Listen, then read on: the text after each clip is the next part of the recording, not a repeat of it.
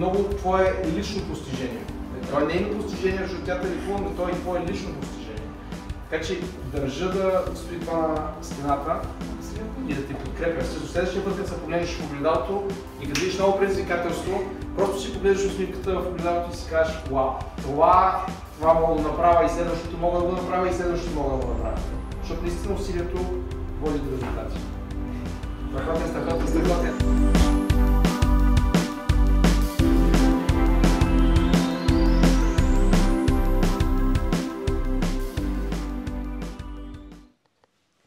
Доктор Габриела Демирева е днес на гости във фабриката и прекара цял ден с нас. Може да ни споделиш кое беше най-вълнуващата част от деня, която те впечатли?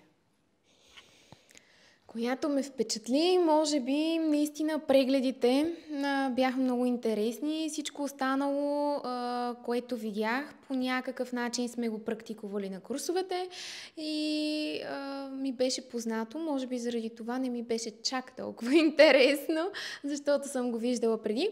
Но въпреки това имаше доста неща, които видях и запомних, така че ще ги използвам. Добре, като казваш, че ще ги използваш и като споделяш, че всъщност си видяла прегледи. Да, тя днеска имаше възможност да види 2 прегледа, и то доста обстойни. Може да ни споделиш наистина кои са нещата, които примерно си вземаш за теб и кое би искала се едно да внедриш в практиката, в която работиш? Така, какво бих взела? Може би много малки неща забелязах от всеки един, който работеше тук и които ще използвам. Например, Дари днес даваше ластици на един пациент. Нещо съвсем дребно, обаче веднага ще го приложа следващия път. Разграфи му на самото пакетче как би трябвало да са ластиците. Защото да, ние обясняваме, показваме, той го пробва няколко пъти, но въпреки това със сигурност вкъщи може да забрави в някакъв момент, особено когато не го носи всеки ден ластика съответно. Така че това е една хитринка, която си взаимствам. Друго какво видях?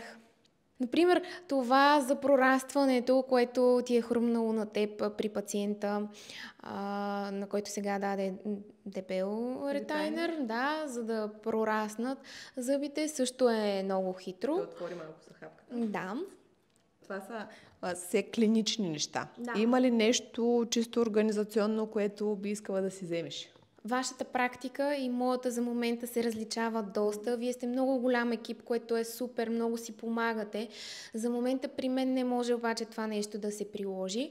Но да, със сигурност за в бъдеще бих опитала да взаимствам и до някаква степен дори да копирам тази организация и този начин на работа на целият екип. Супер! Добре, любопитна съм да разбера, тъй като на курсовете сме правили, огъвали сме дъги, правили сме омега луп, днеска видя, дори огънахме дъгата 2 пъти едната, защото беше по-къса. Тоест, това, че все пак имаш възможност да видиш всичките тези неща на практика, които вече си ги правила на курса, дали това те вдъхновява, дали това ти дава увереност с твоите пациенти или по-скоро все едно си казваш: това е демотивиращо, това отнема много време, защото има много детайли, които днеска ти записваше постоянно в тетрадката. Така че как ги усещаш нещата, когато вече си била на курса и когато имаш възможност да ги видиш на живо? Какво е усещането за тебе? Със сигурност един такъв ден е от полза. Практиката и това, да видиш всичко това, което си учил през тези месеци, е помогнало и помага. Така че напротив, не е излишно, много е полезно и ти показва, че всъщност всичко това е възможно и ти можеш да се справиш. Така че беше много хубав, ползотворен ден. Наистина видях много неща, които правихме тогава на модели и сега ги видях в действие. Да се върна само на прегледите, които не сме виждали по време на курсовете, но както коментирахме и по-рано с теб, това, което бих заимствала от тези прегледи, например, тъй като те бяха съсредоточени повече към хирургия. Аз нямам такава насоченост, но работя доста с по-малки деца, с ранни лечения. И всъщност това, което видях днес с хирургичните случаи, ме мотивира да изисквам повече от родителите. Може би да съм до някаква степен по-строга към тях, те да са по-изискващи към децата си, за да не се стига до този етап, в който трябва да търсим твоята помощ за ортогнатна хирургия.